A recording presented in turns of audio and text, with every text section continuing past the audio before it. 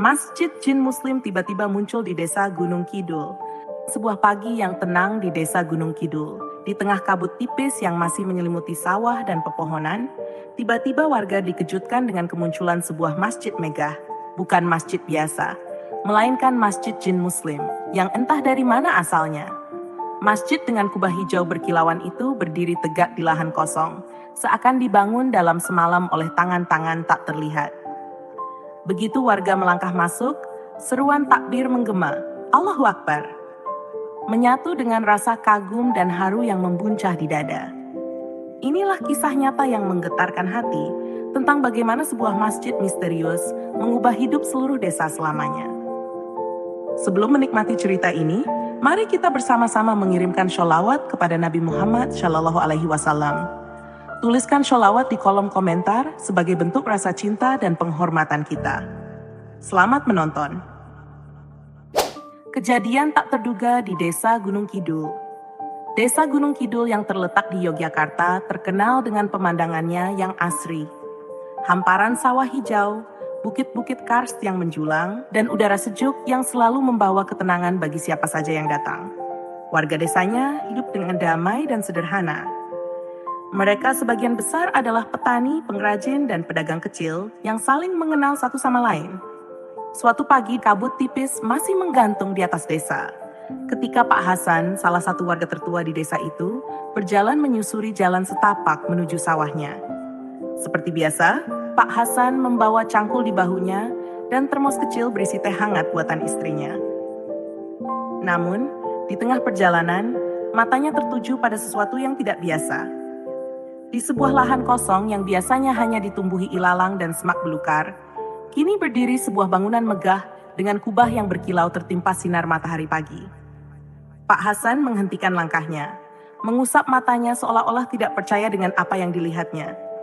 "Masjid? Sejak kapan ada masjid di sini?" gumamnya pelan. Merasa penasaran, Pak Hasan mendekati bangunan tersebut. Semakin dekat, hatinya semakin berdebar. Bangunan itu sangat indah, dengan dinding berwarna putih bersih dan ornamen kaligrafi yang tertulis rapi di setiap sisinya. Kubahnya yang berwarna hijau dengan puncak bulan sabit terlihat begitu kontras dengan langit biru di atasnya. Tanpa pikir panjang, Pak Hasan melangkah masuk ke dalam masjid. Begitu kakinya melewati ambang pintu, tubuhnya merinding. Bukan karena takut, tapi karena perasaan damai yang tiba-tiba menyelimuti hatinya. Udara di dalam masjid terasa sejuk, meski di luar matahari sudah mulai terik. "Allahu Akbar," bisik Pak Hasan tanpa sadar.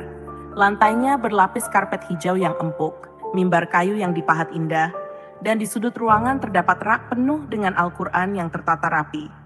Suara gemericik air terdengar pelan dari arah tempat wudhu. Pak Hasan langsung bersimpuh. Ia menundukkan kepala, air matanya mengalir tanpa bisa dibendung. Perasaan haru dan syukur membuncah dalam hatinya.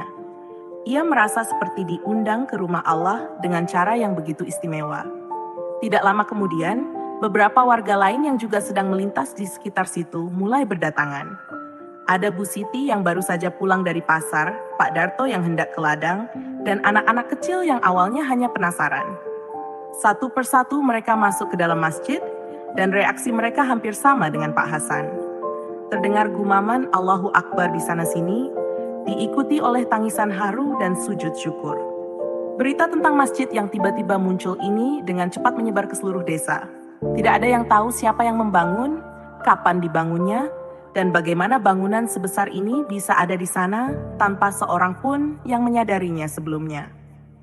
Pak Lurah, yang mendengar kabar ini, segera mendatangi lokasi. Dengan nada tegas, ia bertanya kepada warga, "Siapa yang membangun masjid ini? Apakah ada proyek pembangunan yang tidak saya ketahui?" Namun, semua warga hanya menggeleng bingung. Tidak ada yang tahu apa-apa. Bahkan Pak RT pun kebingungan karena sebelumnya tidak ada pengajuan izin pembangunan di wilayah itu. Pak Lurah memutuskan untuk memanggil tokoh agama setempat, Ustadz Rahman, untuk melihat masjid tersebut.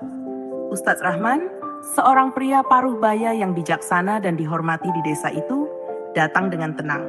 Saat masuk ke dalam masjid, ia pun merasakan hal yang sama, perasaan damai dan sejuk yang sulit dijelaskan. Setelah sholat sunnah di dalam masjid, Ustadz Rahman berbicara kepada warga. Jika ini adalah tanda kebaikan dari Allah, maka kita harus merawat dan memanfaatkannya dengan sebaik-baiknya. Masjid ini bisa menjadi pusat ibadah dan kegiatan keagamaan kita. Warga desa pun setuju. Mereka mulai membersihkan halaman sekitar masjid, menata taman kecil, dan setiap hari mulai diadakan pengajian. Suara lantunan ayat suci Al-Quran terdengar setiap pagi dan malam, menambah nuansa religius di desa tersebut. Namun, misteri tentang bagaimana masjid ini bisa muncul tetap menjadi pertanyaan besar. Setiap kali ada warga dari luar desa yang datang dan mendengar kisah ini, mereka selalu dibuat takjub. Beberapa bahkan mengira ini adalah mukjizat atau karomah. Namun warga desa memilih untuk tidak berlebihan. Mereka hanya menganggap ini sebagai rezeki dari Allah, anugerah yang harus dijaga. Kehidupan di desa Gunung Kidul pun perlahan berubah. Warga menjadi lebih religius, kegiatan sosial dan keagamaan semakin aktif, dan masjid ini menjadi pusat kegiatan positif bagi semua kalangan. Tapi di balik semua itu, pertanyaan besar tetap menggantung. Siapa yang membangun masjid ini? Mengungkap misteri masjid yang tiba-tiba muncul. Sejak kemunculan masjid yang tiba-tiba itu, desa Gunung Kidul terus dipenuhi rasa penasaran. Warga dari desa tetangga bahkan mulai berdatangan untuk melihat langsung masjid yang disebut-sebut sebagai Masjid Ajaib.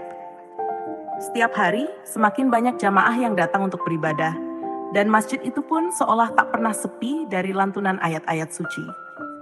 Namun di balik semua itu, ada rasa penasaran yang terus menggelayut. Siapa sebenarnya yang membangun masjid ini? Bagaimana mungkin bangunan sebesar ini bisa berdiri tanpa ada yang tahu? Pak Lurah bersama Ustaz Rahman dan beberapa tokoh masyarakat memutuskan untuk mencari tahu lebih dalam. Penyelidikan dimulai.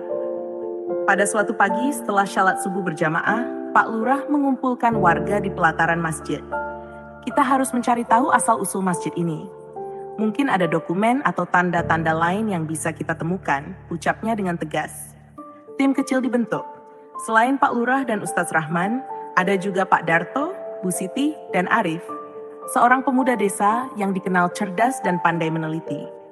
Mereka mulai memeriksa setiap sudut masjid, dari ruang utama, tempat wudhu, hingga taman kecil di sekitar masjid.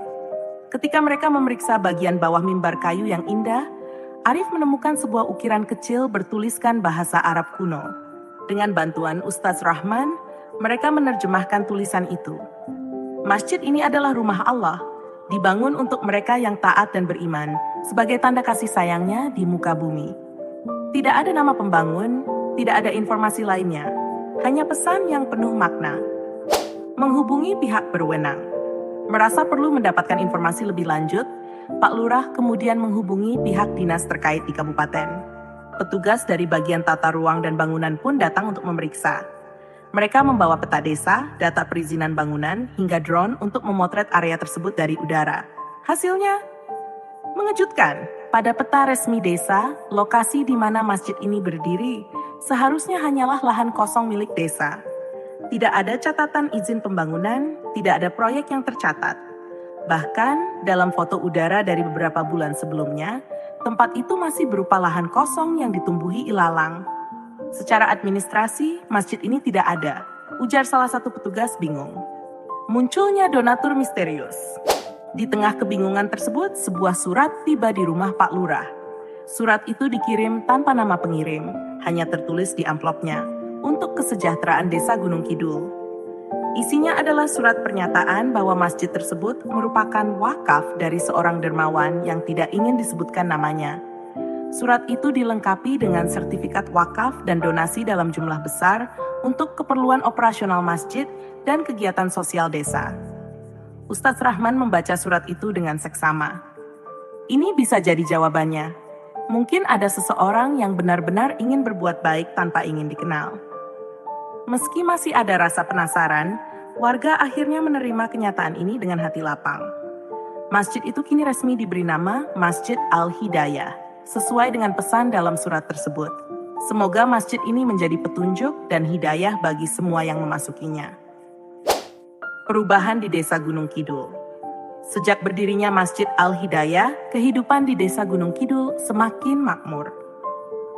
Dana wakaf yang diterima tidak hanya digunakan untuk operasional masjid, tetapi juga untuk membangun fasilitas umum lainnya.